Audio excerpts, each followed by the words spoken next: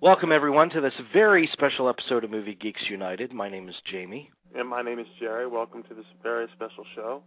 Yeah, we're excited about this. First of all, it's, no question, the 70s mean a lot to you and I. Yes, they do. And most movie fans out there with a sense of history. That's a nice little dig there at the Jonas Brothers and Paul Blart. Yes. Ticket buying audience. but we're very much excited to bring you this series of shows, and it's a great pleasure to start out this series with McCabe and Mrs. Miller, because this is a film in the Altman canon that, for a unique filmmaker, this might be one of his most unique and exceptional films.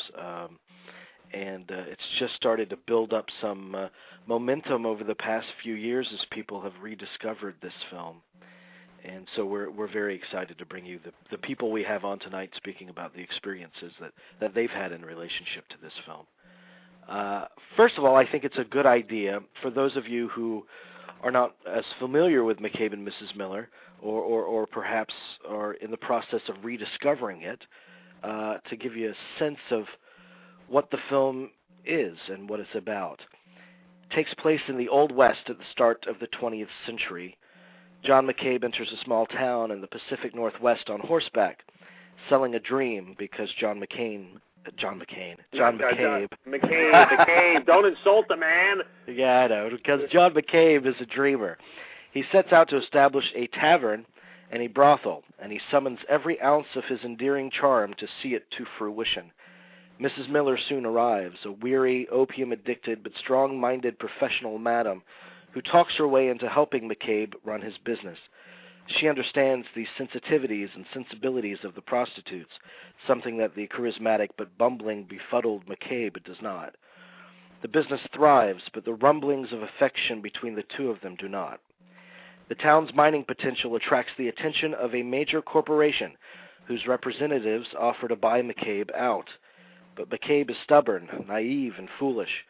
He refuses their offer at his peril. A gunfight ensues in the eerie tranquility of a snowstorm. McCabe is shot and killed, left upright in a growing mound of silent falling snow, while Mrs. Miller lies in an opium den, eyes glazed and haunted. And on the surface, this could be the skeleton of your standard Western, but predictability was never director Robert Altman's strong suit. Never. Released in 1971, McCabe and Mrs. Miller fell in line with the cinematic climate of the time in the way that it challenged genre conventions at every turn. The hero was more anti-hero, a self-described man who had poetry in him, but his worst enemy was himself.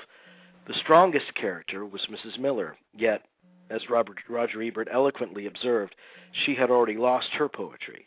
And the film contains all of the Altman signatures, overlapping dialogue, multiple characters, and a version of typical narrative form.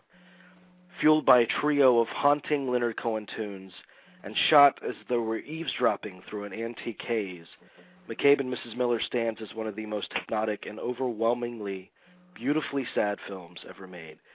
Like McCabe, the film has poetry in it, and its poetry continues to resonate with us today. This is just an exceptional film, and Jerry, not even from an aesthetic standpoint, it doesn't look like any other film ever made. It looks like no other film. The only film that it looks like before it is Shoot the Piano Player, and that's the only film I can really honestly think of to say it looks like. Now, afterwards, there are countless films that have been influenced by it. I could go on and on about that. Yeah, and we do go on quite a bit throughout the next 2 hours about how Altman liked to deconstruct genre and play around with gender types. There's all kinds of brave directions that Altman took his work. But let's begin our exploration of this landmark film with its producer, David Foster. Mr. Foster began his producing career with one of the all-time great 1-2 punches, with McCabe and Mrs. Miller and Sam Peckinpah's The Getaway. Other landmark films in his resume include The Drowning Pool, John Carpenter's The Thing, Short Circuit, Running Scared, The River Wild, and The Mask of Zorro. Over the better part of an hour, We spoke with Mr. Foster about his beginnings in the industry and his collaborations with giants like Peckinpah and McQueen and his many exciting future projects. And you can find the entire uncut interview in our archives. They will go live following this program right here. But for now, we discuss all things McCabe, beginning with his first encounter with the novel on which the film is based. Yeah. So you're looking for, I would imagine, a property, and you find this novel, McCabe? No, I mean, everything's got its own story. You know, it was fascinating because I went to Paris for a meeting. I had a partner there named Mitchell Brower. If you look at the credits on McCabe, you'll see both of our names. Mm-hmm. Mm-hmm.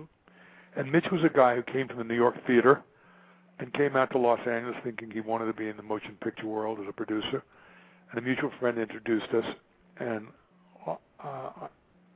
he had, well, let me finish with him. So anyway, he stayed around for a while, and we got along very well, but he realized after we did 2 pictures together, McCabe and The Getaway, and then he realized he missed New York, and New York was really his calling, and the theater was really his calling.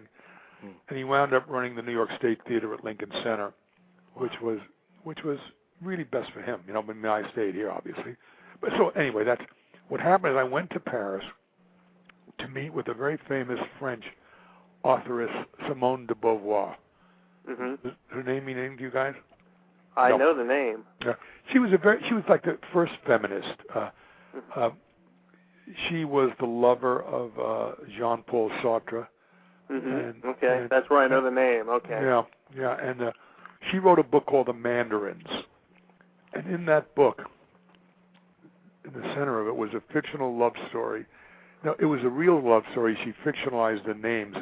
She had a big love affair with an American, underbelly novelist named Nelson Algren. Okay. Walk on the Wild Side, wrote a lot of tough American stories. And they had a big, big love affair. And Mitch and I thought that would make one hell of a movie. The Man with the Golden Arm, right? Yes, same guy. Okay. Same guy. And so Mitch and I thought, well, the Nelson Algren, Simone de Beauvoir story would make a hell of a movie, only she changed the names in The Mandarins. But it was the same story, the love story. And people had offered her tons of money for the rights to that story, and she was sort of a socialist communist and rejected everybody. I mean, Darryl Zanuck. I mean, literally, because he spent a lot of time in Paris with that. He had an affair with that French singer dancer. I forget her name, but he was he had a big. Yeah. He spent a lot of time in Paris, so he tried to get it. Everybody tried to get it, and here comes this 24-year-old. No, by then I'm like 28 now, I think.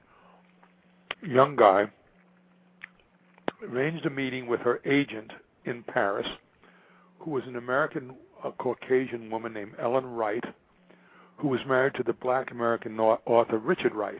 Mm-hmm. You know who he is, of course. Right. Mm-hmm. And native son and all Yes. that. And they left the United States because in those days racial marriage was a no-no. Well, Paris was the place to go at that time.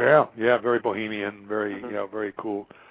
So they went there, and she became Simone de Beauvoir's agent. So I met with her to try to get these rights, and then Simone's going to have to meet you. And so I go meet Simone de Beauvoir, which was like I'm trembling. Like, she's a big deal lady in her day. Yeah. And I remember ringing the doorbell, and she opened it and said, "Come in. What do you smoke? What do you smoke? Filtered, non-filtered. Scotch, bourbon. What do you drink?" That was one of those. Anyway, so we got the rights to it, and as I'm leaving Paris, Ellen Wright gives me a book called McCabe, and she says, this was written by a guy named Edward Norton who works for the New York Times Paris bureau.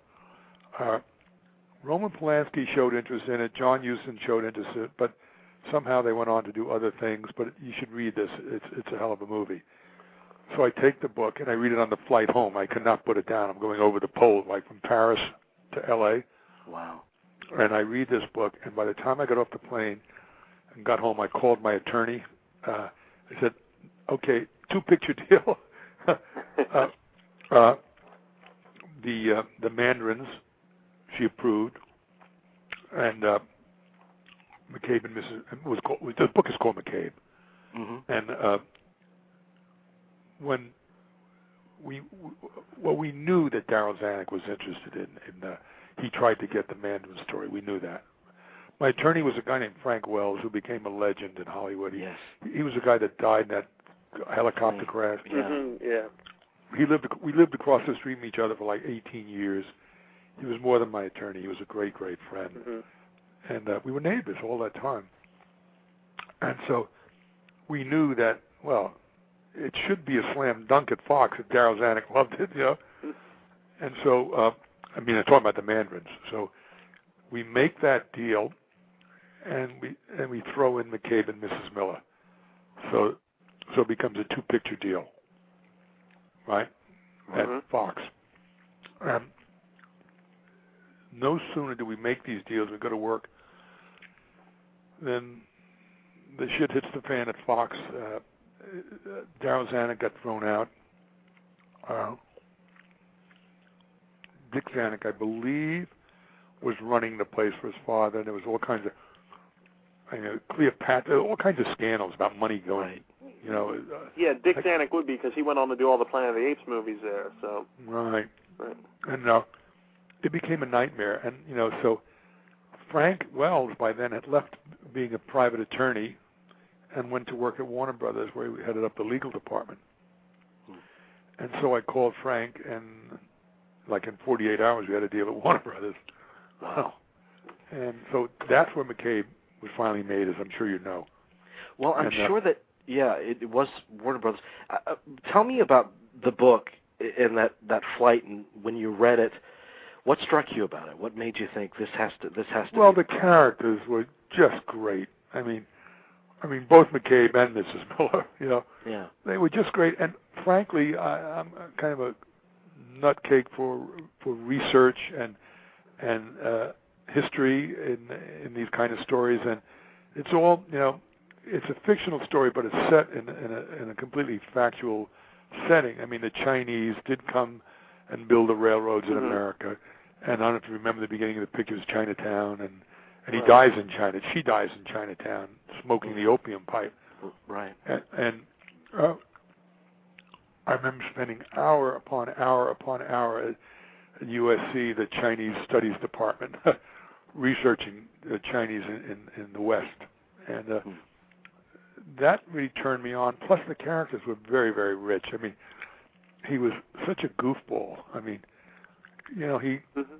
he wanted to be such a big-time guy, and he was never going to be a big-time guy. Yeah. I'm sure you guys remember the story, and I sort of felt really sorry for the guy. It just here he was kind of a loser type guy, and he had this big opportunity. He thought to himself, and then he goes down to that town at the bottom of the hill, the mountains, where he meets Mrs. Miller, or Mrs. Miller overhears him rather. And the idea of a woman, an English woman in the West, being entrepreneurial herself, and going to him and saying, "Yeah, what do you mean you're going to run a whorehouse? You don't know about a whorehouse. You know when they have their period. You know when they do this. And they keep firing off all this stuff about women that he's overwhelmed." And so, I mean, I think it was the characters set in, and it was not a classic Western in terms of horses and shoot 'em up and stuff, and that's what interested me too. The West was the setting, but it was not. That story could take place today, And I couldn't. I mean, I remember reading on the plane. I could not put the damn thing down. I mean, I read it, and it's from Paris to L.A. nonstop. It's like 12 hours. Yeah. Think about that. Oh my God. Well, you've mentioned a couple of very interesting things that lead to my next question, because you mentioned the strength being the characters, right, and it not being your typical Western. And if Robert Altman is known for anything, it's kind of for genre deconstruction and not necessarily being interested so much in the story as the people that pop. Yeah. More like genre Armageddon, really. And language, dialogue, language. Yeah. Well, that was interesting too, because nobody really knew Bob Altman in those days. he did a picture called, I think it was called Sunday in the Park, in Canada. And then, not Sunday in the Park, what am I talking? Wasn't that a play, Sunday in the Park? I think with George, yeah. No, it was a picture he did in Canada with Sandy Dennis, I think. If you look up his bio, it was before, and then he did. Point is, he came to the States to do. Well, he is an American, but he came back down to Hollywood to do MASH. So, hey, that Cold Day in the Park. Cold Day in the Park. I know there's a park in there somewhere. There's a park, yeah. Anyway, he did that in Vancouver, and with Sandy Dennis, I believe, and then he came down. Fox hired him to do MASH, and when he finished the picture, finished shooting, and he was back in L.A. doing, post-production, mixing, and all that stuff. His then agent was a guy named George Leto, L-I-T-T-O, George Leto, who was a friend of mine. And we were talking, and he said, "What are you up to?" And I said, "Well, I got this book that's set in the West, but it's not a Western. It's really offbeat as hell." And I was describing it, and he said, "Boy, that's something that Bob Altman would want to do, I'm sure." And I said, "Who's Bob Altman?" I didn't know any. No one really knew Bob then. Yeah. And he said, "You come, you'll meet him." So I meet Bob Altman, and then they arrange for me to go to a screening, a rough cut screening of MASH, which was actually a screening for the composer Johnny Mandel.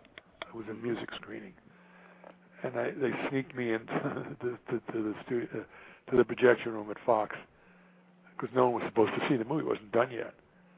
But Bob knew what he was doing. And so I sat there, and it blew my mind. And from that point on, we shook hands, and the agent said, "You guys, if you believe what you're saying, Foster, and Bob, if you believe you made a great movie, then just shut up, be patient for 2-3 months, and if it's what everybody thinks, people are going to come running at you, and you'll have your next picture, and David, you'll be able to say, 'Oh yeah, I have Bob Altman.'" Yeah. And that's exactly what happened. I mean, it was amazing. And I mean, I went to New York with Bob for a sneak of MASH, which I had nothing to do with. I just went because by then we had become really good friends. And it was astonishing. Got off the plane. It was the opening. What am I saying? It was the New York opening. It had already been reviewed. And we're walking down the corridor at JFK past a magazine stand. And we stop. We get New Yorker, New York Magazine, and Time, some of them, to look for the reviews. And like Pauline Kael was this immense love letter, and it was really, really exciting. And that sort of made him, and I had him for his next picture. Although he did sneak in Brewster McCloud before us because he had already been working on that. He had that skill back then to just crank them out. Yeah, and he had the style of with the language and the overlapping dialogue. There was such a distinctive style that he had. It was already there, You couldn't miss it. In fact, we remained friends till the very end. I must tell you a sad but funny story. Maybe about 7-8 months before he passed. Whatever it was, when he was given an honorary Oscar, the Academy. Yeah, he was. Yeah, it was just before that anyway. We were having lunch in L.A. because he lived in New York. But he kept a place in L.A., but basically spent most of his time in New York and in Europe. And he confided me, don't you dare tell anybody, but I had a heart transplant. Wow. I said, "You got to be kidding." He said, "Don't tell anybody, Jesus Christ, but I got to tell you, Well, I ain't going to say a word to anybody. Son of a bitch, he gets the Oscar, and he stands in front of 20 jillion people and says, "I'm younger than all of you. I had a heart transplant." That's true. God. That's true. Yeah. So tell me about, the director and the man. Obviously, as you just said, you knew him for many years. Yeah, what made him special? I'm not the world's greatest expert, but I think I know him pretty well. I mean, I'm sure his wife knew him a hell of a lot better. But what I knew was a guy that was very, very inventive and had a great skill in letting you think that it was your idea, that you came up with something, that he positioned you in such a way that was really his idea. And it was always so that it was amazing. When I figured it out, and we laughed about it, he said, I said, you son of a bitch. I said, that was your idea all along, wasn't it? And he said, yeah, don't tell Warren, for Christ's sake. Yeah, you don't want to let that out. Yeah. Oh, God. And so he was very, very inventive, and he had, like, he was a gambler in life and in movies.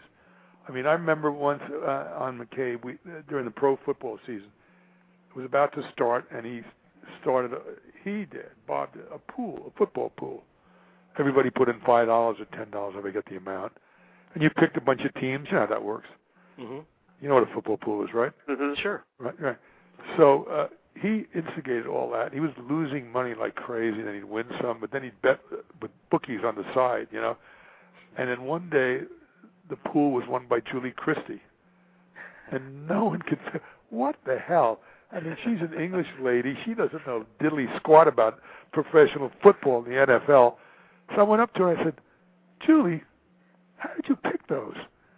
And she said, I just picked cities I like in the United States. I wouldn't put anything past her. She was in Darling, you know. I wouldn't put God. She's great. She's But great. so California Split was autobiographical then. Oh yeah, he was. That would be him. Believe me, you know. Yeah. But he loved to gamble, and he loved. He loved to be the grand poobah. You know. Mm-hmm. He had. When I first met him, do you know L.A. at all, you guys? Yeah. I lived there for a year. There. Well, he owned a little building, small building on Westwood Boulevard, south of Wilshire. Oh yeah. Okay. And we'd all meet there at all times, and he had a barber chair, which was his chair. and he would sit in his barber chair, and he would rotate it around. You know how barber chairs move? Yeah. And basically, everybody would sit at his feet, and he would make great pronouncements, you know. And once you were part of his family, you know, you invited to everything. I mean, there was not a movie he made after McCabe that he would not call me and say, I want you to come see this, tell me what you think, you know. And he'd always have these little screenings in this little building that he owned. He had a projection room there. Mm-hmm. And I remember seeing a picture he did with Paul Newman. Was it Buffalo Bill? Which one? Buffalo Bill? Or Buffalo Yes, Bill? Buffalo Bill. Buffalo Bill, yeah. Okay. I mean, and then the three sisters, I think the sisters, or whatever. Three women? 3 women. Mm-hmm. I'm so bad with titles. No, don't worry about it. I can't remember what I had for breakfast, let alone. Don't worry about it. No. But anyway, so once you were in his family, it was you could never be out unless you really were a sleazebag and you double cross somebody or whatever. But you know, I can remember, like, because New York was really his home, and even though he kept a place here, whenever we'd go to New York, I'd call Bob like a week in advance. Whether it was my wife and me, or if I just had to go on business, whatever. And he'd say, "Okay, meet you at Elaine's on Tuesday night at 9 o'clock." You know, it was that famous literary restaurant, Elaine's. You know, and he introduced me to Elaine's, and whenever I go to New York, I'd become a regular. Sometimes I even call from L.A. and say, "Elaine, I'm coming," or Bob would make these reservations, and he had this. There was a group of people in New York that loved him and that he loved. Patty Chayefsky was one of them, the writer. Wow. I don't know. There was just the guy who wrote Peter Stone. Stone. I think he wrote Charade, didn't he? I think so. Anyway, he had this group of friends, and they would always have dinner together. I don't know how he'd do it. I mean, you know, I can't wait to have a night at home and just go home and pass out. What an amazing time that had to have been. Yeah. Oh yeah, it was, and he did things like he flashed the film. You know what that is? The studio had a heart attack. What they would do, and when they found out, they nearly freaked out.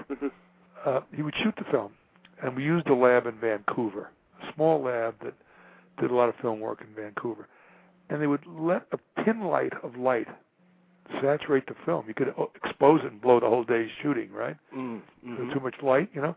But it was infinitesimal, and it would just fog the film very slightly. Yeah. So it gave it the look of age. That's why it looks the way it looks. It made it look antique-ish almost. It gave it the sense of age. Yeah. And that was a Bob Altman thing, and the cinematographer was Wilmer Sigmund, who came one of the great cinematographers. Legends, yeah. Yeah. And it was I think it was his second job. He did another picture beforehand. And in fact, only last year, Wilmish was honored at the Ojai Film Festival. They just don't do actors or directors or producers. They do all kinds of people. And he was like, for his body of work. And they asked Julie and me to present the film and to present Wilmish, which we gladly did. And the picture they showed of his was McCabe. Yeah, it is still one of the monuments of cinematography. It's still a textbook film. Yeah. Now, of course, the odd thing is that Warren and Bob, that they just never connected somehow. After the deal was done, I don't know, something happened that no one's ever been party to. I think Warren, feels that he wrote the script, produced it, directed it. and that sounds kind of shitty. That's not unheard of. Given Warren's personality, it's not. It was a sad thing because it was probably one of the best performances he's ever given. I think so too. Mm-hmm. And it's just really sad that they never were able to pack. I must tell you a very funny story about that. God, I'm just reminiscing like crazy. No, we're loving it. This is why we want you on. We want these stories. They had a really unfortunate relationship. Let's say that and leave it at that. And the day after we wrapped, Warren went off to Berlin to do a picture for Richard Brooks called Dollar. Mm-hmm. Okay. I don't think many people ever heard of it actually. And we have. Yeah, unfortunately, it didn't fare very well. Didn't fare very well, And so, and Bob got really angry because when that book, Drugs, Something and Something, that famous book about the 70s. Easy Riders. Yeah. Oh, I can see where he would hate that. Okay. Yeah, and Warren was quoted saying he wrote a lot of it and he directed some of his, and Bob was ready to sue him. Mm-hmm. He said he produced some of it, and and all I can remember is I developed a script with Bob. I made the deal at Warner Brothers with Frank Wells. Mm-hmm. Bob chose to do the picture in Vancouver because he did A Cold Day in the Park in Vancouver, so he knew the place. So for him to say that was just offensive as hell. And it was my first film, so it was a lesson for me, So anyway, they didn't talk for a long time because Bob was ready to sue him when that book came out because of the quotes that he gave. Mm-hmm. So many, many, many years later, well, the book was out maybe, 5, 6 years, something like that. I am having lunch with a director friend of mine named John Amiel, and we're having lunch at a restaurant in West LA called the LA Farm, which is kind of a movie hangout. And so I meet Johnny Meal there, and as I walk in at another table about 4 tables away, I see Bob Altman, who was mixing that Richard Gere Doctor's picture. Dr. T, yeah. Okay. Yeah. This restaurant, LA Farm, is part of a group of a studio called Lantana, if that means anyone. Anyway, this restaurant is there, and I've done 3 movies out of Lantana. It's a great place, and Bob and Lucas Sound is there, so you can do your mixing in LA without going up north, Okay. So that's where Bob did a lot of his mixing. And I walk in, and there's John. I say, I'll be right over. And I see Bob says, come on over, man. Come on over. So I have John Amiel come over. And he was thrilled to meet Bob Altman, actually. And we had a nice visit. And then John went back to the table, waited for me. And then Warren Beatty walked in. And I'm standing up saying goodbye to Bob, And there's Warren. He walks over. And the 3 of us hugged, and it was standing up, and it was like the first time, I cannot tell you, I don't know the last time you saw him was at the end of the picture. And it was like nothing had ever happened. I want to believe that it was like his way of making up. I don't know. Yeah. It was unfortunate because, Julie got nominated, the Best Actress that year for McCabe, and Warren didn't, which I thought was a cheat. He got robbed, and it really was. Yeah, I'm sure that pissed him off, I don't know. It never. That was the only time I ever saw them really together after that. Well, that's great that they had a moment where it wasn't. Yeah, I'm sure he passed on. I'm sure Warren had lots of regrets.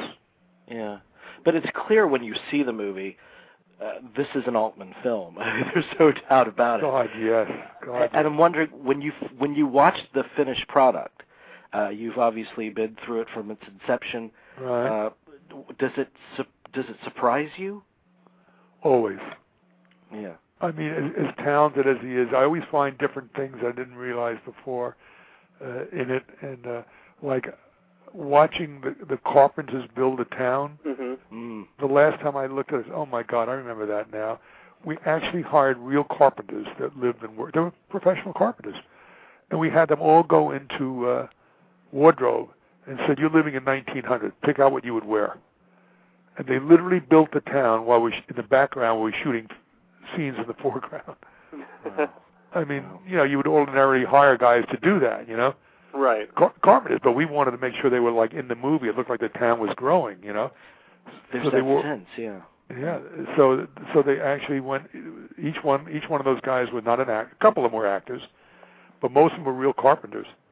And they went in and said, I would wear that probably, and I would wear that, and then they'd pick out what they would wear. They wear it every day to work. But I mean, things like that. It was astonishing.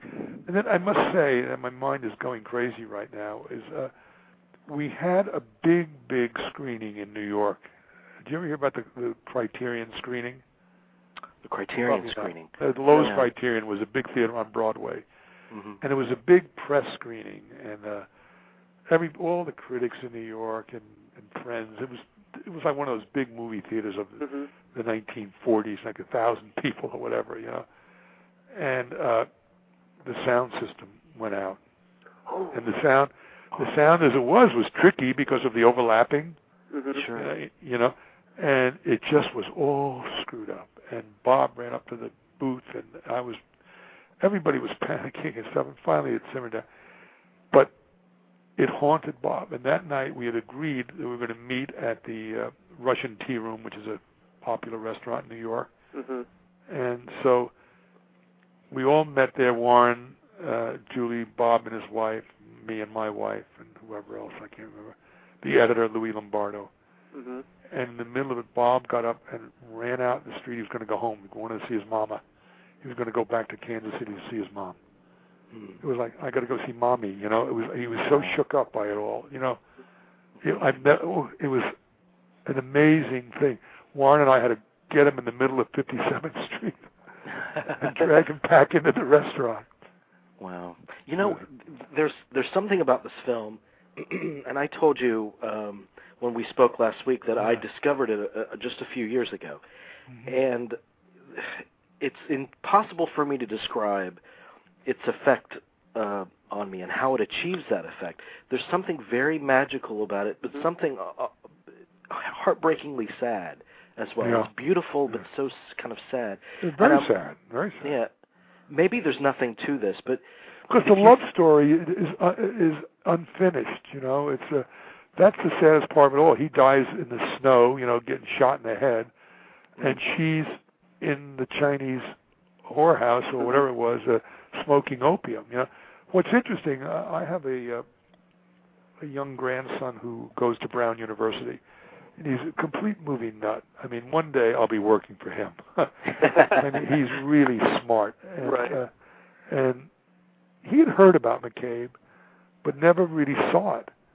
And then I think there was a screen. There's a place out here called the Aero Theater, which runs. Oh, that's great. Oh, that's a great place.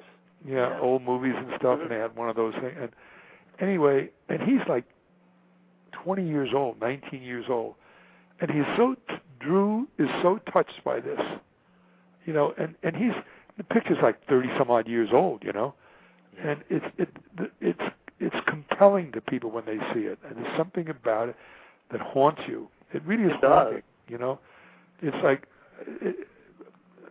one of my proudest moments, Frank. I might have told it to you the other day when we spoke, Jamie. The Museum of Modern Art Film Archives called me, a bunch of years ago, whenever it was, too many years ago, asking if they wanted a print for their archives, which is kind of a big honor, I think, That's enormous. So I got Warner Brothers to send them a print, right? So a bunch of years later, I'm in New York with my oldest boy, who then is maybe 14. He's now a very successful producer. His name is Gary Foster. His first film was Sleepless in Seattle. Oh, good God. Well, I mean, following in his father's footsteps. Yeah, but your first film was McCabe and Mrs. Miller. We have a dynasty. My middle son is the president of IMAX, so stop with that. So anyway, so Gary is 14 years old, and I take him to New York the first time. I'm on a business trip. We're screening The Getaway for Pauline Kael and for that other lady at New Yorker. What the hell is that other woman critic? God, I know who you're talking about. Judith Christ. Oh, Judith Christ. Right. Mm-hmm. Judith Christ. And all these people, And now I'm a producer, and my ex-partners in the publicity business, one of them is Lois Smith. You may know that name. I don't know. She's my old company. When I left, they folded into a place called PMK. Mm-hmm. And so I take Gary to the, Time to Kill. I didn't think about it initially. And we go into the Museum of Modern Art, and we're wandering around. And then I realized, holy Christ, my movie is somewhere in the basement here, somewhere, I wonder if it's in the catalog. You go to a library, you open the file of the catalog thing, Uh-huh. So I walked over there with Gary. I said, let me see something, Gary. And there it is, McCabe and Mrs. Miller, and it says the cast is produced by, directed by. And I called him over. I said, look at this, Gary. This is one of the big thrills of my life, because I'm from New York originally. For my name and my film to be at the Museum of Modern Art, and he looks and he says David Foster, and it says McCabe and Mrs. Miller, and it has Bob's name, of course, and Warren and everybody else, It was really kind of a small, thrilling moment. It had to have been, a recognition of some sort, Anyway, now I'm doing that with my grandsons. Both have, two of them are crazy movie buffs. Lucas and Drew are just out of their minds about movies, and they go to all the old movies, which is that's great. Good, that but is great. need to point out something. You say they're both movie buffs. Those are the people who should be making movies. Let me ask you one more question about McCabe. Sure, please. Over the years, I've read where you have said that, and you've told me that this is your favorite film from your resume. Sure. It wasn't really, outside of Kael and a few other critics, it didn't receive the recognition it so deserved upon its release, did it? It's kind of grown in acclaim as the years have gone by. No, it didn't. Again, it was the serious film critics loved it. Truthfully, I don't think it ever made the cost of prints and ads. The picture cost, I think, in those days, God, don't hold me to this, but I think it cost about $7.5 million. That's what one bum actor gets today. It's amazing, isn't it? Yes, it is. It is. I think it cost about $7.5 million, and but a ticket then was about $1.25, I believe, something like that. And but it never made the cost of prints and ads, and maybe through starting with videotapes, video cassettes, and now with DVDs, and somewhere in between there was a short-lived laser discs. But maybe with the DVDs, it finally might have paid for itself. No, it's just a film that is extraordinary. I think it's just so unique, and I'm happy with most of the films I've produced. I mean, some of them don't come out as good as you hope they would. I mean, the scripts sometimes are better than the ultimate film. Right. Sometimes the director doesn't see what the writer and the producer saw. Sometimes the actor, I don't know, it goes astray, as much as, and then I'm sort of a guy who's involved without trying. I think my reputation is I know what it is in town. My reputation in Hollywood is that I get along with people, because I don't see the advantage of being a prick. Yeah. I mean, I don't know what you gain by doing that. I just don't see that. Mm-hmm. But I think it's that and stories. I develop stories a lot, or I find stories that I like. The first 3 films I ever made were all paperback books that no one had ever heard of. But the point is that there are films that I'm so disappointed in that you give like your blood to it and your life to it, and it comes out and you say, oh my God, where the hell did this come from? You know, where did we go so wrong here? And then there are others, you know, and the number one will always be My First Child, I guess. You know, Your Firstborn. It's just a great movie. All right, that is producer David Foster speaking about his first producing credit, McCabe and Mrs. Miller. Great guy. I mean, wonderful guy. Just wonderful. So generous with his time for us and to speak about this film. And there's lots more that we talked about. That's only a little more than half the interview we conducted. That's right. We just kept all the Altman, McCabe references. But the uncut interview with David Foster can be found in our archives. You can find them after the live airing of this show right here. All right, we got a packed show tonight, so let's get to our next guest, Jerry. Let's do it. I think William Friedkin was going to call in and do this for me, but then he backed out at the last minute. But here we go. Our next guest began his feature film career under the guidance of Robert Altman in 3 consecutive films, MASH, Brewster McCloud, and McCabe and Mrs. Miller. Actor Corey Fischer has made an incredible mark on film, television, and the stage for over 40 years. In addition to his collaborations with Altman, we speak to Mr. Fischer extensively about his role as the co-founder of the Traveling Jewish Theater. You can hear our entire uncut interview in the archives and read more about Mr. Fischer on his website at www.coreyfischer.com. We begin tonight's conversation with an exploration of Altman's unique approach as a director of actors. For McCabe, at the time it had a very odd title. It was called The Presbyterian Church Wager. Because the town, which I think is still the case in the film, the name of the town is Presbyterian Church.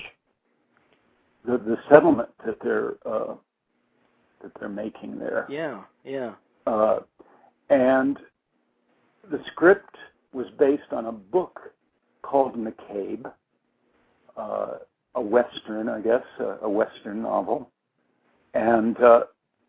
The thing about Bob Altman, though, was whatever you saw in a script, you kind of got to understand after a while, after working with him for a while, that anything you saw in a script was guaranteed not to wind up in the film, or probably it probably wouldn't even get shot, because especially a script that existed before production had even started, that was simply a rough guide for casting more than anything, because the actual script was sort of hammered out day by day mainly between Robert and Warren Beatty.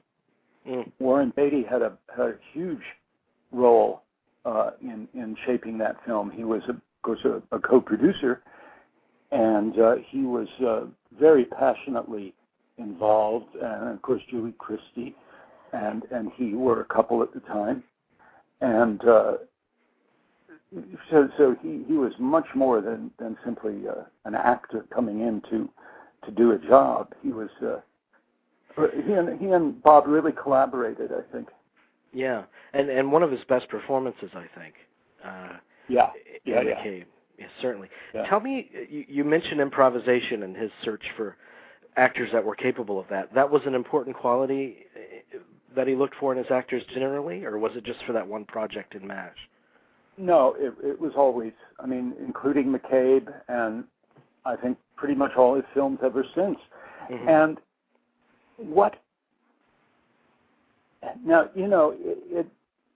improvisation is very misunderstood a lot. I mean, it's really a spectrum, you know. I think every performance, whether it's on film or in the theater, on television, every performance has some degree of improvisation in it, and every performance has some degree of preparation in it. So it's always a question of how much improv in relation to how much preparation. Yeah. Now in film, again, there's a huge range. What Bob liked to do was, because he was so interested in creating a world and then going in and filming it almost the way a documentary filmmaker would, he liked to have a whole crew, a stable of actors, his posse, kind of, who would inhabit this world and know how to contribute to the creation of this world without having to be told or what to do or have things written for them. So he'd be setting up the scene, say in MASH, where there's an actual written scene between, Hawkeye and Trapper going on, but he then tells 3 or 4 of us who are playing other doctors in the tent, say, hanging out. He says, go, I want you guys to be talking about, how drunk you got the night before and what happened. And so we would go off and kick it around and sort of come up with a loose scenario for some dialogue. And he'd listen to it and say, great. And then while the main scene was going on, he'd have us doing our dialogue in the background. And a lot of it would overlap. And he didn't always shoot in the traditional way of doing a master shot and then close-ups. He would often try to do things in one take with the camera moving. He kind of pioneered what they now call the walk and talk kind of shot they used to do a lot on West Wing. Right. Where the camera keeps moving and actors move in and out of the shot as the scene progresses, which is very hard to do. It really requires ensemble work, teamwork between the crew and the actors. It's almost like filming a live event. And that's how he liked to do it. So he liked to create many layers of activity. In fact, again, Leon Erickson, the art director, brought in entire buildings from the prairies, from the plains in Canada, old farm buildings that they found in God knows where, Calgary area, and actually, disassembled them enough to be able to move them and then rebuilt them on what was essentially some empty ground that was waiting to be developed in North Vancouver that he was able to get for the shoot. And of course, it happened to be a winter with those incredible heavy snows. All that was real. And but for months before the actors arrived, they were building this town. And then a lot of the carpenters they hired, in those days, there were a lot of hippie carpenters hanging around Vancouver and the Northwest. And they were delighted to just be able to stay there on this in this town they built and actually live there for a while. Wow. And that's what they did. So there were no false fronts. Every building was a practical building with people living in it and cooking and carrying on their lives. It was sort of like it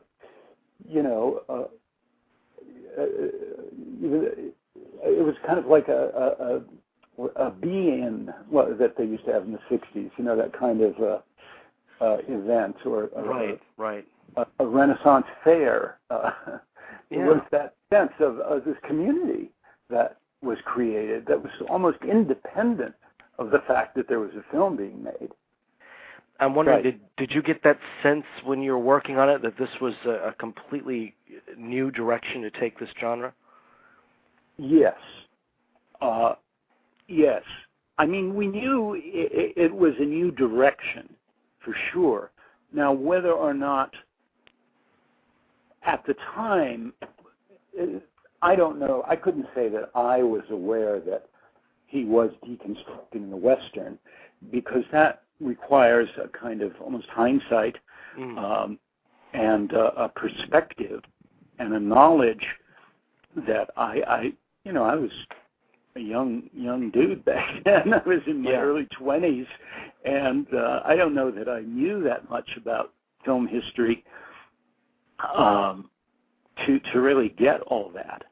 Certainly not, back when we did MASH, we didn't know what we were doing. In a sense, we were, which was great because they left us alone. They left Bob alone. Nobody. He was like the 23rd director they had offered that script to for MASH. Was everyone afraid? Was everyone afraid of it because of nobody, the war? Or they didn't. I don't know. Maybe, or they just didn't get it. And again, it always, to me, it was ironic that it was Ring Lardner Jr. who wound up getting an Oscar for that, right? For the screenplay, because casting no aspersions on him as a writer, the film that was shot was not the script he wrote. There was so many rewrites on the set. Not that people were improvising on camera, but often the scene would be rewritten, reworked during rehearsals. Minutes before it would get shot, which is the way.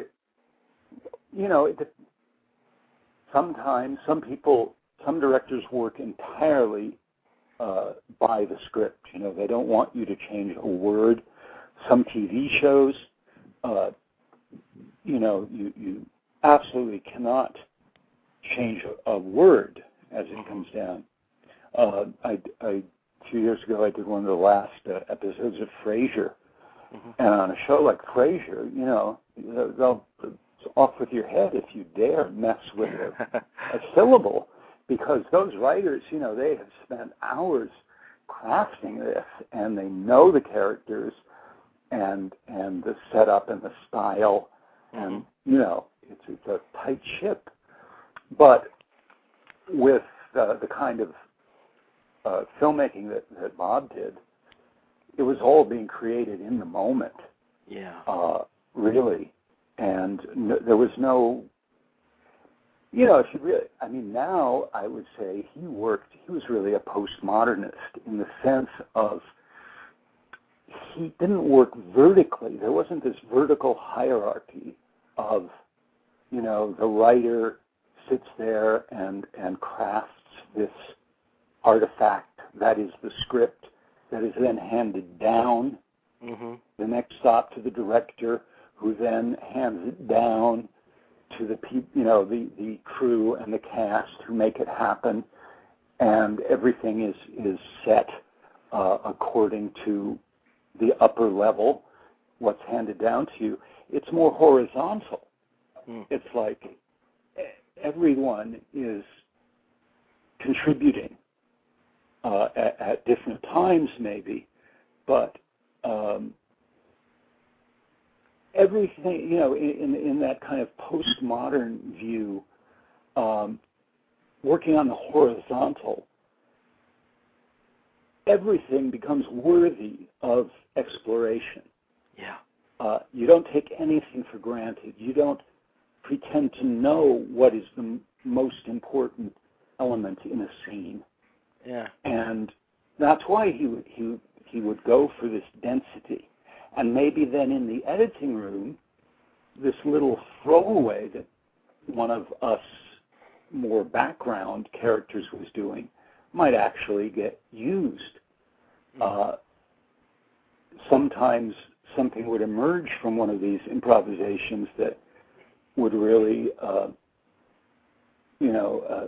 inspire Bob maybe to build something that he hadn't thought of.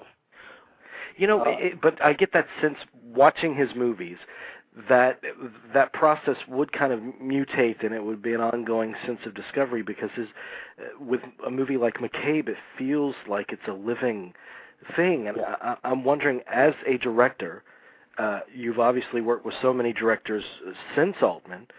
Looking back at him, what made him unique? How did he direct you? What was his technique? Well, what was unique is he invited you into the process again, it's that horizontal thing I'm talking about. He didn't look at actors as some directors, don't really like actors so much. Mm-hmm. They're like a necessary evil. Some love actors, but are much more interested in the sort of the image they're projecting. Bob saw the actor as a creative partner, as someone who knew as much or more about the character than anyone, the writer or the director. And so he wanted to know what you thought and felt, and if what was written didn't feel right to you, he'd want to know why, or what else, what's the alternative. So there was that sense of inclusion, that nobody is just a cog in the wheel. Yeah. Or a cog in the machine. What else? Well, so many directors don't pay any attention to the actors, really, unless they're really doing something awful. Mm-hmm. But they're really, all their energy and attention is going into the look, continuity, shaping the film, and just assuming the actor is going to do what's required, that they're going to be professional enough to understand what's needed, scene by scene, and they'll give directions like, no, you've got to stand a few inches off this way. You're in the way of somebody's light, or I want more energy here, or kind of result-oriented direction rather than process-type work. So he loved the characters above all else. He said he really cared more about the characters than the story. He said, I don't care much about story. And so I would think that his primary focus would be the actors, Yeah. Although, I think in a way that's a kind of a false dichotomy, because the story emerges from character. And character is created by events. A character to me, and I think to Bob, was never a fixed thing, an unchanging entity. We're one person to our lover. We're a totally different person with our father. We're yet another person when we're, a patient in a dentist chair. We change so much depending on who we're relating to and what situation we're in. And that was another reason why the whole milieu, the environment, the ambiance was important, because character doesn't exist in isolation. Character is part of a larger context. I'm wondering about your experience of seeing the movie. When you actually saw the finished product, it's such a magical film. Did it surprise you, its power, having been involved in it? Well, frankly, it took me a long time to really get to the point where I could really see it and experience it the way, or even close to the way, someone who hadn't been involved would. Mm-hmm. Because it was a large chunk of my life, living in this house in North Vancouver, very close to the set. For me, the character, there was an element of disappointment in that experience, because in the script that Bob gave me in Houston, the character he wanted me to do, Reverend Elliot, this insane minister, mm-hmm. was really a very central role. And there was a lot of material. He never talked much. In fact, he hardly spoke, which was part of the strength of the character. But there were a number of encounters between McCabe and this guy where McCabe would be trying to rattle him and get a rise out of him, and the guy would just stonewall him, kind of maintain his strange, withdrawn madness. Yeah. And most of those scenes never got shot. That's what I was alluding to when I said if I learned that if you saw something too early in the process written down, there was a good chance it would never get used. And that's what happened in a way that for me personally was disappointing.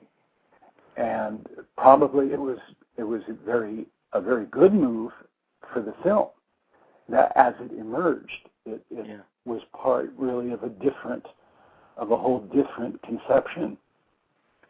So so the experience was strange, being up there for 13 weeks, and probably out of 13 weeks there were maybe 5 days where I was really working a lot. Yeah. There would be day after day after day when I would never be on camera, never work, which was true for a lot of us. And we'd be hanging out in the trailers. The fun part was a lot of us made music. There were a lot of guitar players and songwriters. I still know a guitar instrumental that we composed, a bunch of us composed together during those long days of waiting in the trailers. And then, of course, there would be some days where those handful of days where suddenly it was very exciting and compelling and being right in the middle of it. But it didn't turn out to be, for me as an actor, the kind of experience I imagined it was going to be in a lot of ways. So there was an element of disappointment there, I have to be honest. Yeah. Years later, of course, as I saw the film again and again with some distance, I became, much more open to it and could really appreciate it for itself, not as part of my life, right? Or some, those associations sort of cooled off after a while. Yeah, I understand that, but it seems like the movie lovers at large, the film community, film fan community, it wasn't so much appreciated upon its release, but as the years have gone by, it's kind of gained in its stature. Yeah. And people love it. Yeah. Have you found that when people approach you? Have Yes. you discovered? Yeah. Well, I've never run into anyone who didn't like it, who doesn't like it. Yeah. Whenever people, whenever I meet someone new and we wind up talking about our lives and what have you done, what did you do, and whenever I mention that I was in that, they say, "My God, really? Who are you? Oh, that's one of my favorite films. Where were you? Who were you?" And they when I tell them, and of course the irony is the thing everybody remembers is the scene where the preacher plants the cross on top of the church, right? Yeah. Against the setting sun. Mm-hmm. It's an incredible shot. So he climbs up the spire with this huge cross. And that wasn't me. That was the stunt guy. Wow. And I felt bad because Bob really wanted me to do it. And he tried so hard to convince me it was safe. But I have had a lifelong fear of heights. Oh, yeah. I don't blame you. Yeah, I appreciate it so much, Corey. Thank you for your time. Okay. Thank you, Jimmy. Bye-bye. Bye-bye.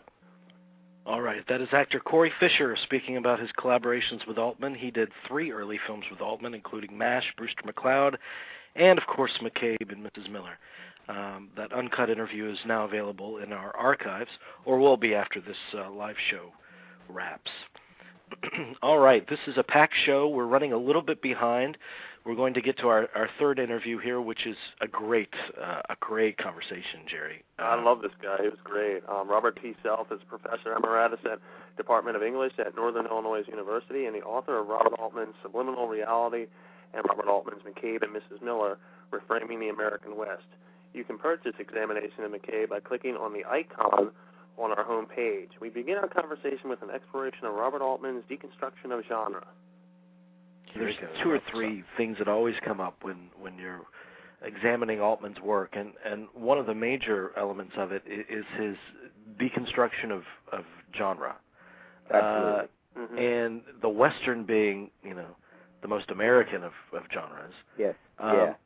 What did he find faults about the Westerns that had come before, and what was he trying to do in terms of genre with this one? Well, I think you're right in general about that perspective in his work. It was almost like throughout his whole career, it's almost like he went from genre to genre, saying, "Okay, I'm going to take this one apart now. Sure, I'm going to take this one apart now." And even when he did late toward the end of his career, when he did The Gingerbread Man, he said, "Well, I've never done a thriller." The film noir kind of thriller. He does that very differently. Yeah, and I think that he was almost like a one-man research and development project for revising Hollywood genres there in the early 70s. Mm-hmm. But in the Western is especially interesting. He had spent a lot of time working in television before. Here in his late 40s, he moves to Hollywood and starts his Hollywood career.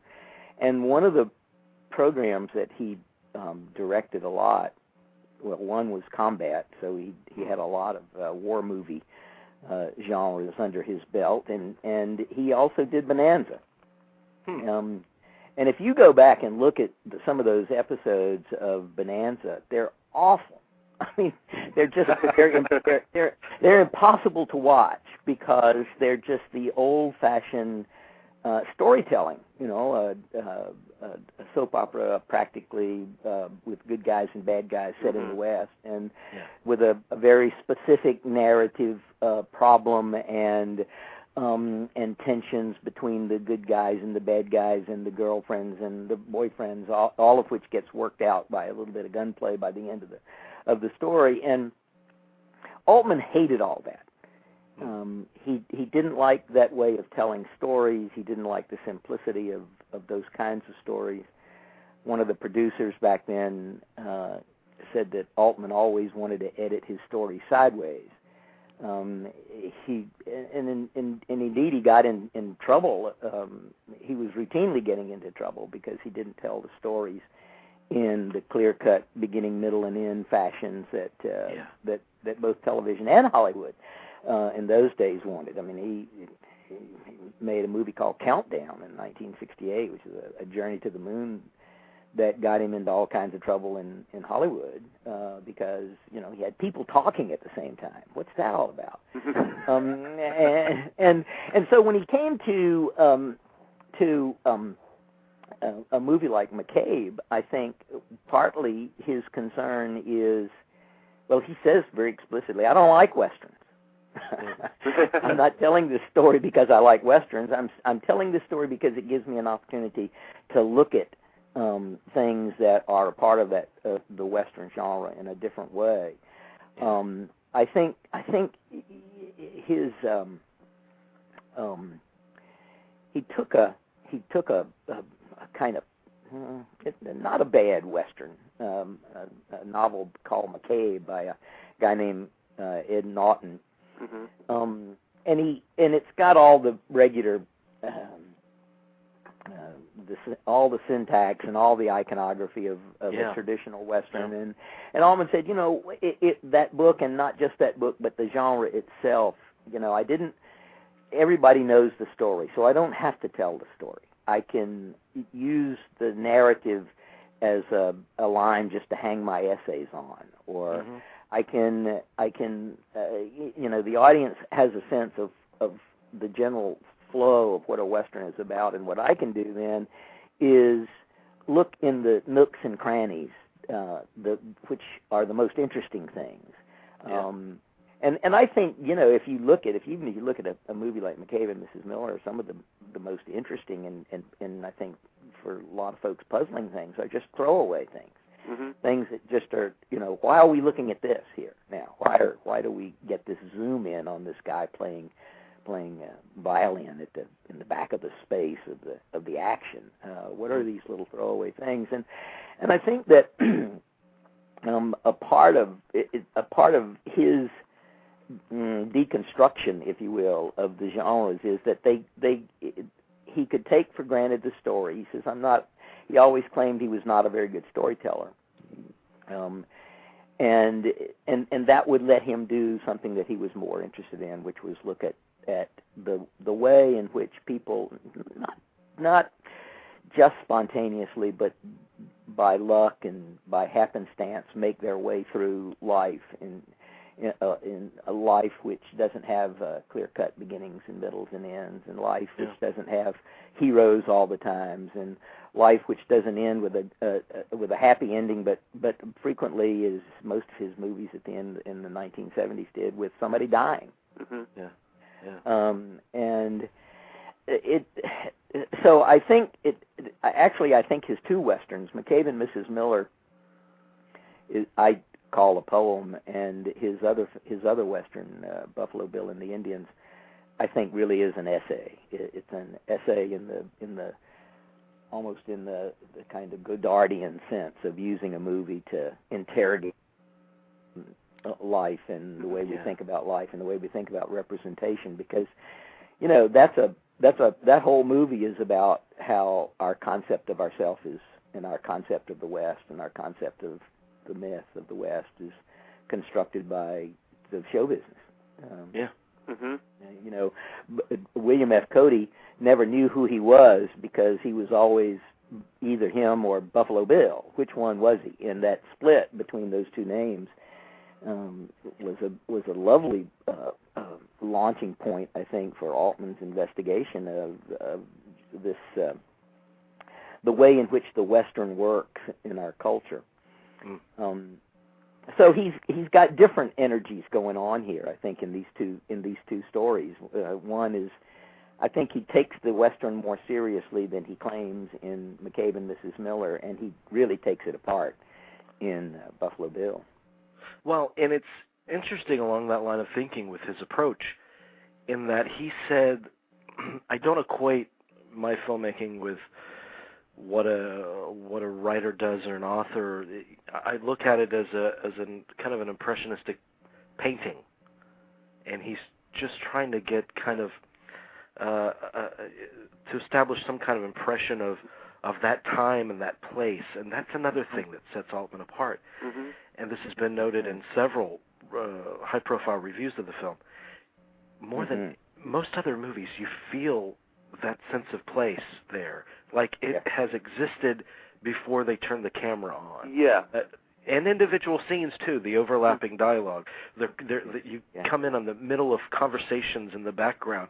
These people existed in that bar before Warren Beatty walked in. That's the most important thing you can say about, I think, his films, because there are a lot of films, especially today, where it does feel like it doesn't start until, like you said, the camera's turned on. The movie starts, And now it's like with Altman's films, like we're like interloping almost, or like eavesdropping, a wallflower almost. Exactly. I think there's a complexity in that in his work. On one hand, there's a sort of drive toward realism, as you say, well, it was already there. He's just discovered it. And certainly that's the effect of things like the overlapping dialogue and so forth. But at the same time, to create that space, its painterliness, he works very hard. And some of it, I don't even know how hard it was. I mean, his tendency to move the camera is just amazing. So that the space is never simply the space that's in front of the camera, but the camera is always sort of probing it and cutting into it or zooming into it, and and so it's both there and it's created. You know what I mean? I mean, it's both realist. I think this is one of the characteristics of the art cinema anyway. There's a enhanced realism on one hand, but there's also an enhanced kind of expressionism on the other. I mean, you look at McCabe and Mrs. Miller is a glorious film visually, and a lot of it is created by the experiments that he and Zygmunt were doing with the flashing of the film stock. Yeah. And which was a risky endeavor itself. What they did. It's dangerous too, because of course Hollywood didn't. The folks down in who were paying the bills weren't really sure they liked what they were seeing. But I think that, you even when you look at a film at the end of the film, when he stops flashing it, in that whole gunfight scene in the snow, there are flecks of gold and red in that image, that the snow at the end that's electronically enhanced. I mean, it's they did that in post-production, and so you go, even when he's not playing with the camera or playing with the film stock, he's doing something else with it, so that the reality is both there and it's both captured and it's created at the same time. Yeah. With that approach in mind, how important was a sense of historical accuracy? That's a good question too, especially since the Western is such a historical genre. The historicity of the Western, it seems to me, has been, at least for me, it was always a part of the appeal. Where am I in this Western? Okay, what time are we in here? It's 1970. It's 1875, and is this cowboy wearing chaps, or is the hero wearing a suit? And I was always fascinated by the historical time period of the film. So even John Wayne's last film, The Shootist, is so fascinating because it's set.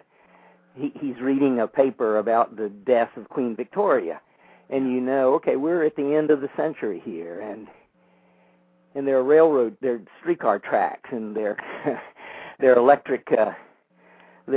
electric lines in the street, and so history is an important part of the film, and I think that a lot of historical research has gone into his films, and I think that's true in McCabe and Mrs. Miller. Not to the extent that we're looking at historical figures, but the concern to put things in like that steam tractor. That's right.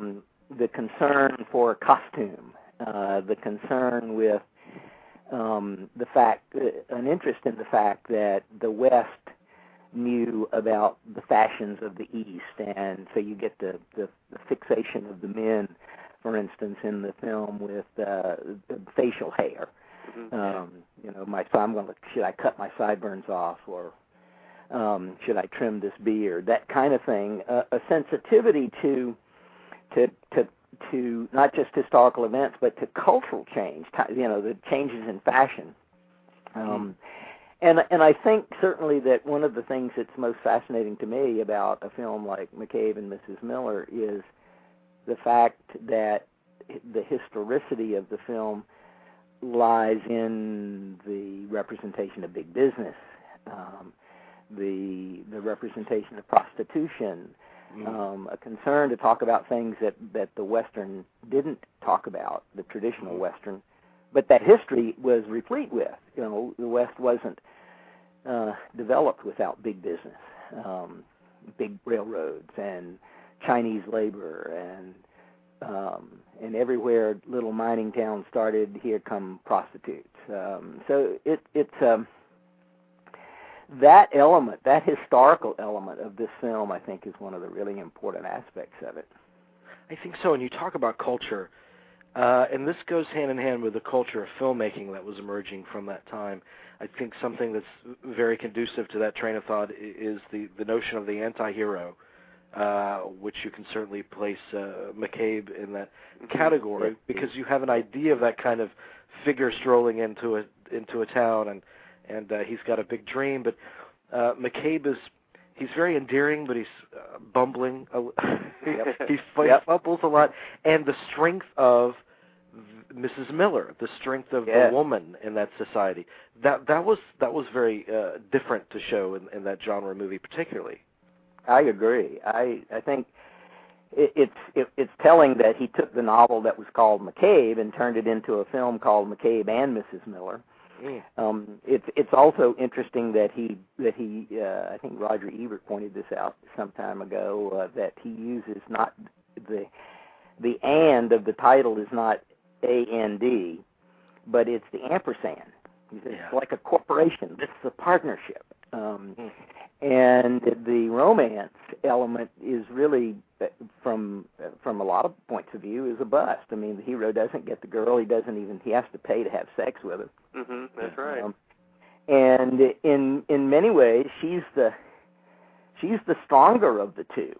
She's the stronger and the more aggressive and the wittier.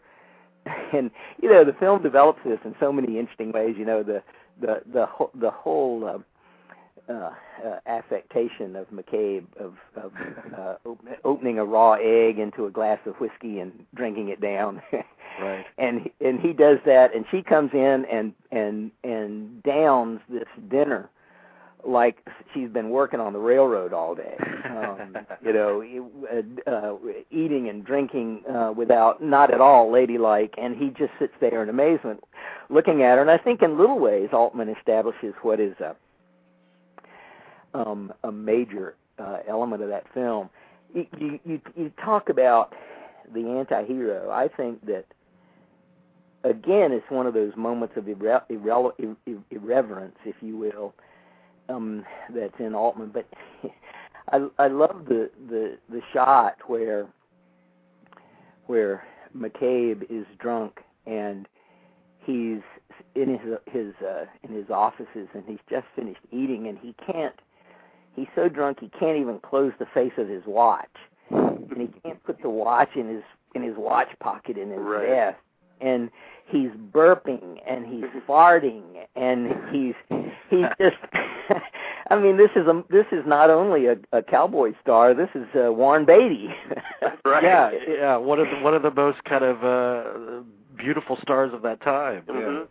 Yeah, exactly. And I think you're right. It's on one hand, it's a part of the era. You don't the counterculture and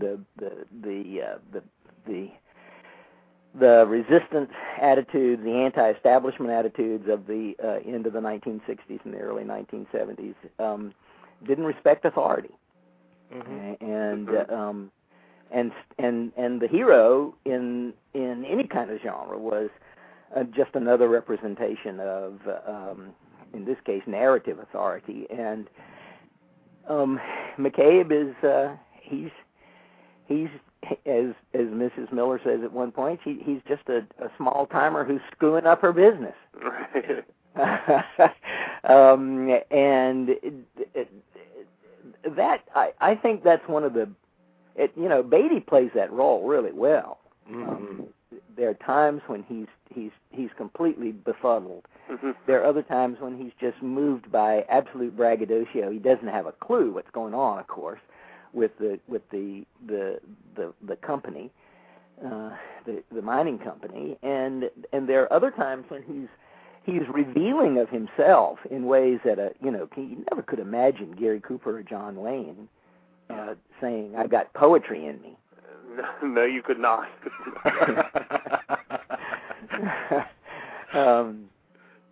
But so I think that the representation of the hero, and of course it's not just in the way the movie represents the character of Pudgy McCabe. Mm-hmm. Also not a great nickname for him. No, not at all. Western hero. The way he represents the character of McCabe, but also the fact that he has him dead in the snow at the end of the film. I mean, it's not only in his character, but it's in what happens to him, and his inability to win at the end. And the irony, of course, is that he does end up shooting everybody. Yeah. He doesn't do it in the straight-on way that the old heroes did. He has to shoot one of them in the back, and he has to shoot the other one with the gambler's gun, with the little derringer at the end. But he does shoot everybody. He still dies in the snow at the end, and such a beautiful. I mean, the movie is unlike any other that I've ever experienced in that it's all about the emotion of it, and it's just some sort of beautiful sadness, a beautiful melancholy that the film kind of washes over you. Yes. I think it's perfect. I mean, what Mr. Self said, it's a poem. And I think it is. It really is. Let me ask you, I'm sorry, go ahead. No, well, that mood begins the film, doesn't it? Mm-hmm. Really, with the first chords of Leonard Cohen. Absolutely. And the sense, I argue that this whole film really is focused in many ways through Mrs. Miller and Mrs. Miller's eyes, and it's almost as though if you know the end of the film and then you look at the film a second time, you realize, those words of Cohen's, you've seen this kind of man before. Who's the you? Is this is a kind of colloquy between the woman who's lying in that opium den at the end of the film, and her experience. Here's just another Joseph looking for a manger. Here's just another guy who's reaching for the sky just to surrender. And the film begins with the kind of melancholy or the sort of tragic sense that it ends on. It colors the whole. That emotion of the end kind of colors so much of the whole film. Yeah, I'm wondering your take on this because, as you've written before, Altman's films were admired but very puzzling to audiences and to quite a few critics as well. And McCabe was one that didn't receive the full recognition it deserved upon its release. I'm wondering, what did people begin to understand and appreciate about that film as the years went by that they didn't quite get when it first came out? Well, we're still trying to get it into the pantheon, right? Yeah, we are. It's not totally recognized yet, and what you guys are doing here is a part of that, I think. Even when I did this book, my editor, a guy named Mike Briggs at the University of Kansas Press, emailed me. He says, I believe that McCabe and Mrs. Miller is one of the great all-time American films, and we ought to have a book about it. And if you don't want to do it, let me know who could. And certainly that was a part of the motivation of my writing about the film. I don't know. I think, and the reaction that I've had to the book has been from folks who have said, boy, I was really delighted to see your book because I'm totally convinced this is one of the great American films. Yeah. And it's almost like what there is there's this underground out there of folks who have appreciated the film for a long time, and then the mainstream of viewers who still are not. I think it's not just this film. I think it's Altman's work in general. I think his films. I think that's very true. Yeah, they just proved to be hard to like, and they were not only hard to follow, but a lot of people just didn't like them. And I haven't understood that emotion forever. But still, I think it's there. And then I think in movies, there's so many things going on. A film like McCabe and Mrs. Miller, John Wayne called it a corrupt film.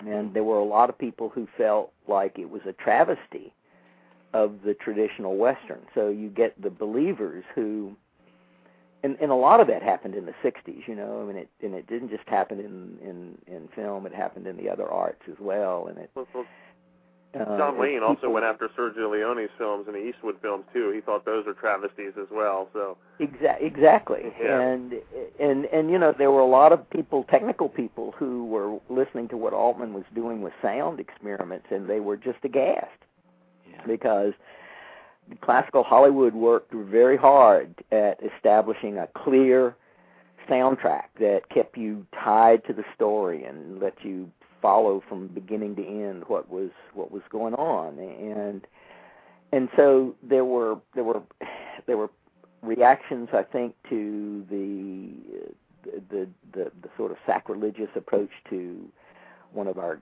almost divine genres, the Western.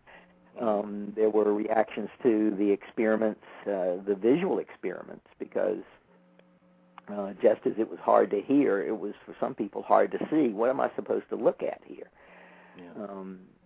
What's the, you know, you look at a movie like The Long Goodbye. Mm-hmm.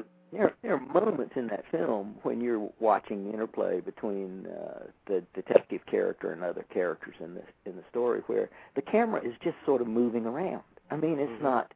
It's moving sideways. It's moving forward. There's just this constant and apparently totally unmotivated movement in the camera, which caused people like Antonioni to love it, but which just totally puzzled American film audiences. What the hell's going on here? So I think that, and then he didn't tell stories that were especially lovable. You know, they're kind of bleak and they don't end happy, and so I think that those attitudes have continued, although it was very interesting when he died how many of the obits said over and over again, you know, his most beautiful movie is McCabe and Mrs. Miller. And, I love this Roger Ebert review and his review of great movies, and I think he specifies it at the end here. He says, "Poor McCabe, he had poetry in him. Too bad he rode into a town where nobody knew what poetry was but one, and she had already lost it." Yep. Oh, that's a great line. Yep, that's great. That's a great quotation. And you know, I think one of the most interesting scenes in the movie is the scene where it's a very complicated scene, I think, in terms of its visual construction. But it's that moment when McCabe, Mrs. Miller has left her room. It's the night before the showdown, and it's dawn. It's early morning. It's still dark, and he's loading his gun, and he's getting dressed, and he does that long soliloquy about how I've got poetry in me, and how, you know, you're burning my soul. You know, you don't give me any room. You don't really respect me or love me. And I guess, you know, I'm never was a percentage man. I guess the only kind of woman I'd ever like is a prostitute anyway, or I know is a prostitute. And it's a revealing. It's a revealing moment. I mean, he's a sort of liberated man, I guess you could say, in that new light of things. He could talk about these emotions, but one of the things that was striking about, as I was working on this project, I looked at the archive records of the shooting materials from this film that are at the Wisconsin Film and Theater Archive in Madison, and one of the things that's in this archives is a shot record of the whole production process. And in most of the time, Altman would work in like 6 takes. You know, he'd set up a scene and they'd rehearse it some, and then he'd shoot it 5-6 times, and he'd be happy and they'd move on. But in this particular scene, he'd done half a dozen shots. It was getting late, and Warren Beatty was never happy with what they'd done. And so Altman said, okay, he said, just let him do it. He said to his assistant director, he said, do as many takes as he wants. I'm going to bed. Yeah. And so Beatty did that shot. They did that shot 25 times. Wow. They took that shot 25 times. And it's in the record. You can see all of these shots. And Altman, when asked about it, he said, I think I used a third take. But what's telling about it is that Beatty cared a great deal about that moment in the film. Yeah. The only person in town who still knew he had poetry in him was himself, and that soliloquy, Beatty cared enough about to put that much energy in the process of making the film. Yeah. Wonderful moment, and it certainly reflects that quotation from Roger Ebert. And we've got great stuff in terms of the relationship between Altman and Beatty. We got some great stuff from David Foster. Yeah. Good. Yeah. We're loving the show. It would have been fun to trail around them watching that process. Oh, it would have been. That shoot. Are you talking about the music much in your? Were there any thoughts that you? Well, to me, it's. I think that the music. It's interesting to me. Aficionados of the movie think that these three songs of Leonard Cohen's are absolutely central to the effect of the film. And in Cohen criticism, you find that a lot of people think that these three songs of Cohen's work have become indelibly linked to this movie, so that they don't exist by themselves anymore. The movie and the music are sort of intertwined. And I was, in doing the research on this film, absolutely fascinated by the fact that Altman's story of how the music came to be. And I don't know if you had intended to talk about any of this, but yes. He had struggled with the idea of what kind of music are we going to use, and he had given up on the idea. Thought about doing a score for it, and you probably got some of this with Foster too, from him. And they thought about using some period music, which they do indeed anyway. But he was at a party in Paris. After the movie was over, somebody was playing the first Leonard Cohen album. Yeah. And Altman said, "That's my movie." And he, and I forget who, somebody else in the production process was with him. They immediately left Paris the next morning, flew back to the States to get in touch with Cohen to buy these songs from him. When they were making the movie, that Cold Day in the Park, in Vancouver in 1969, it was right after Cohen's album had come out, and he said that it played constantly in the production office. He said they even wore out one of the albums and had to buy a new one. And he claims that unconsciously that music was in his head when they were making McCabe and Mrs. Miller. Wow. The music in that apartment in Paris, he understood that fact, and went and procured the music, and so that then you want to look back at the film and look at the ways in which the rhythm of the music is in the camera movement and the editing and everything. Bob, thank you so much, my friend. Thank you very much. Well, thank you very much. Bye-bye now. Bye-bye. Okay, that was Robert Self. His book is called McCabe and Mrs. Miller, Reframing the American West. It is a must-read, and just as this is a must-see film.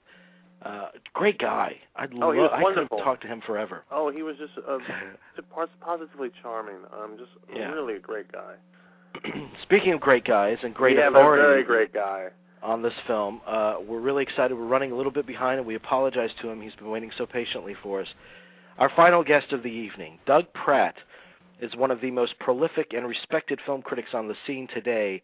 He's the editor and publisher of the DVD Laserdisc newsletter, which enjoys a worldwide circulation and has been quoted by the likes of Time, Newsweek, and the New York Times.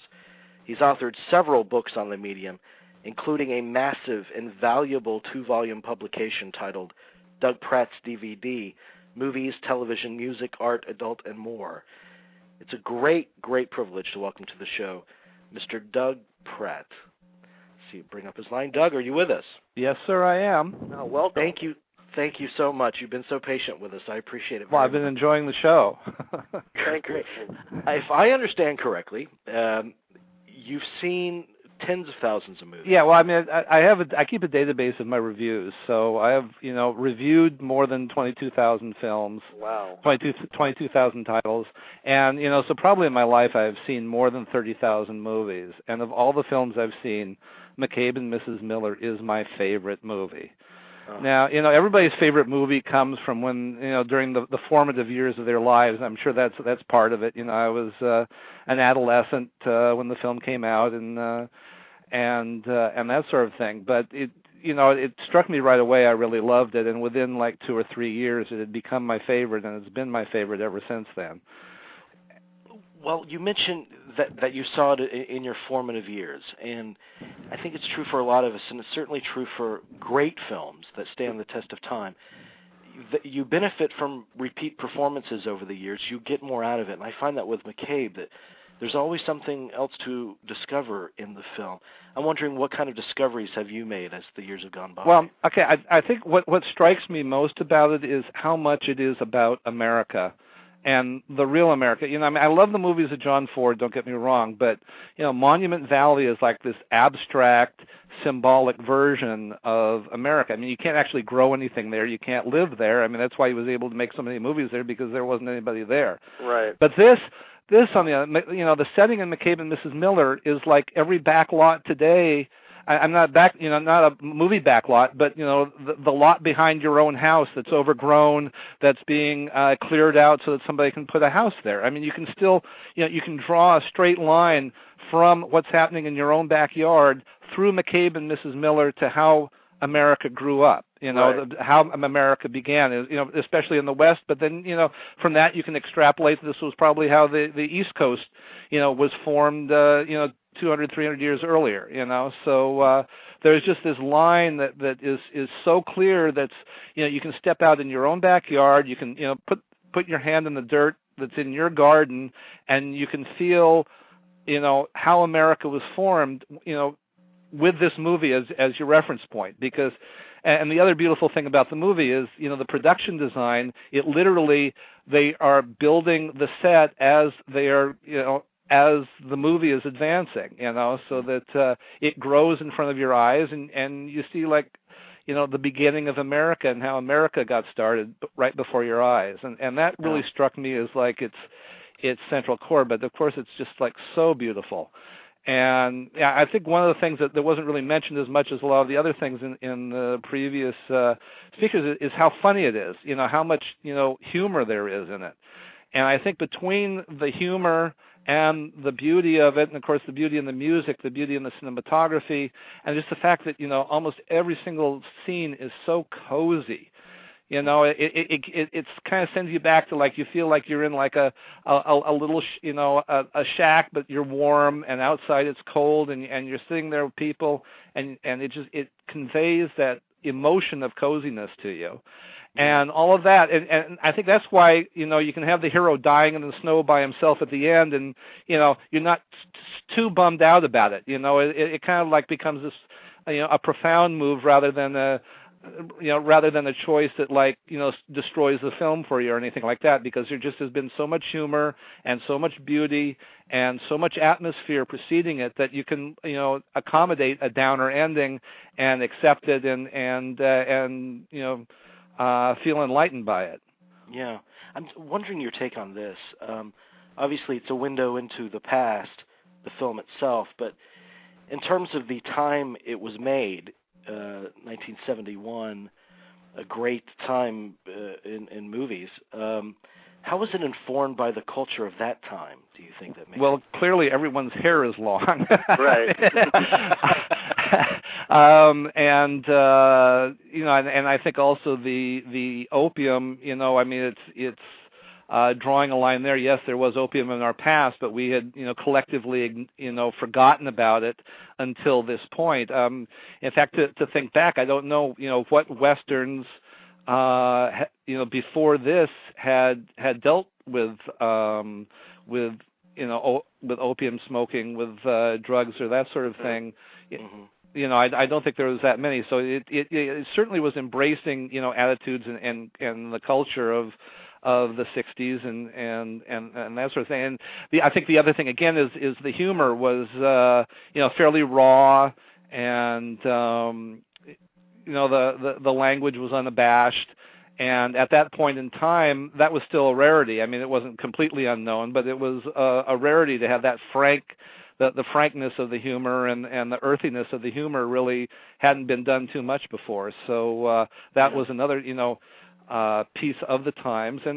And the other thing is, around the 70s, there was also this, big return to, living off the land and, hippies living in the woods and that sort of thing, which, was again kind of a reference to where we had come from. And, and at that point in time, I mean, there were certainly people alive who had been alive at the time that the film was made. So there was this, you always kind of like skip a generation or two, and I think young people were kind of looking back not at their parents' generation, but at their grandparents and their great-grandparents, and trying to search for some of those values.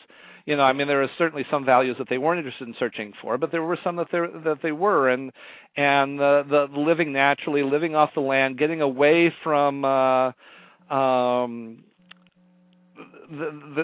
actually getting away from the kind of world that McCabe wants to create in one sense. I mean, you're kind of like looking back at the perspective and saying, okay, this is where we want to get back to, but then these guys here, they want to get forward to where we are. So there's, a kind of a circular path there that is informed by the film, and I'm sure that the filmmakers were cognizant of it as they were making it. Yeah. Yeah, I often read it referred to as an anti-Western, sometimes as a hippie Western. Well, or a Pacific Northwestern. That's true. Exactly. We haven't discussed much in previous interviews the performances in the film, and you have two major performances, a very interesting time in both of their careers, both personally and professionally, Warren Beatty and Julie Christie. Can you shed some light on that? Okay, yeah, well, I think even more so than that, I mean, one of the things you see is the ensemble performance of everybody, and the way that Altman and his sound designers are miking everybody and capturing everybody. They always have to be, on target and stuff. And, forgive me if I'm mispronouncing his last name, but Rene Auberjonois. Right. I mean, he kind of stands out right away as, like really, he's really the first person that you meet and get a handle on, even before, I realize that Warren Beatty's character is the first character you see, but it's his character is the first character that you really understand and relate to, and it's through his eyes that you start to see, the other characters come out. And so the performances down the line are really wonderful. One of the things I was noticing, the most recent time I watched the film was, there's like some of the things that Warren Beatty is doing, you can see him also doing in Bonnie and Clyde, that he took, some mannerisms and some tricks and carried them over, even some, I think even some phrases, though they don't come to my head right away, but there's little things that he's doing that he carries straight over from that. And it's also, on the other hand, I'm wondering if the film didn't in some way hurt his career in that, he does this fumbling and mumbling and that stuff so well. He got such a handle on it, which is really what his innovation is on this, is that this, is the total fumbling, total just kind of fuzzy-headed responses to the world around him, that he carried that mannerism over into some of his later films, and people had trouble responding to it because it wasn't, the clear-spoken heroism that he had in some of his earlier performances. Julie Christie, I think is more like the classic British school performance where she's placed in a part and she delivers the part, but of course she delivers it exquisitely. Yeah. And And it's not just, in her line readings, it's in how she's looking and how she's standing and how she's breathing. And, every scene that she's in, you do kind of gravitate towards watching her, maybe because she's, the only classy woman or British woman or what have you in the film, that you do kind of gravitate towards her in that respect. But she certainly delivers what is expected of her superbly and flawlessly. So and to another extent, the film probably wouldn't work if Warren Beatty and Julie Christie were not the icons that they are. Right. I mean, that's another way that it stands out, that it can play against the the overlapping dialogue and the fuzzy, messy way that the scenes advance and that sort of thing, because you have two such strong movie stars sitting in these central roles that because the material that they're given is good enough to carry the story along and to be interesting and that sort of thing, that they just have to be there, and it's a tent pole. It's a tent pole. It's not the tent pole, but it's one of the tent poles for the film. It's just that you have these two icons playing against each other, and that's another thing that helps hold the film together. Yeah. Do you have it's such a perfect film. It would be hard to isolate one part of it, but is there a moment in the film that ranks amongst your personal delights more than any other? I really, it's really more of the atmosphere as a whole, and the music accompanying it. So it's just like the opening shot of Warren Beatty on the horse, going through what is clearly not so much the West as it is, it's not the West that we don't know. It's the West that we do know. It's the back lot, the backyard, the wilderness that we're still familiar with today, and Leonard Cohen's music playing over it. I think just that the opening shot of him, it just is rapturous, and from there you just are carried along through the rest of the film. So, maybe that. I think maybe my one other favorite moment is at the other end where he's dead in the snow. And he's just sitting there in the middle of the snowbank, and everything that happens in between is so enchanting that you can't really pull out one shot or one moment that is set apart from the others. I know one thing that you were talking about before was the cinematography and how grainy and that sort of thing it is, and iffy it is. I don't think that the snowstorm at the end would have worked so well if the cinematography had been clean and bright and shiny in the rest of the film. I think that it has to be kind of overly grainy, overly saturated, and that sort of thing to match what happens at the end. And you can't really have the end unless you have the snow coming down, and you can't really see the snow coming down unless it looks a little bit like rain and stuff. And so in that sense, I think the rest of the movie has to kind of accommodate it. I don't know if that was their plan or not, but that's how it works for me. Is that the film has had a particularly difficult time on home video, because for a long time it just it was so grainy that the additional grain that was brought by poor home video transfers and stuff was very frustrating. I think the DVD release rectified that a little bit. And it's certainly a lot more stable now, so that you can appreciate the grain without being turned off by it. And then, like I say, when the snowstorm then appears at the end, it fits right in. It doesn't, it isn't jarring or something that like stands out as phony or anything like that, because it fits with the visual tone of the rest of the film. Well, I do think it's one of the most amazing visual experiences. Yeah. Oh, yeah. I mean, it does indeed remind one of French Impressionism.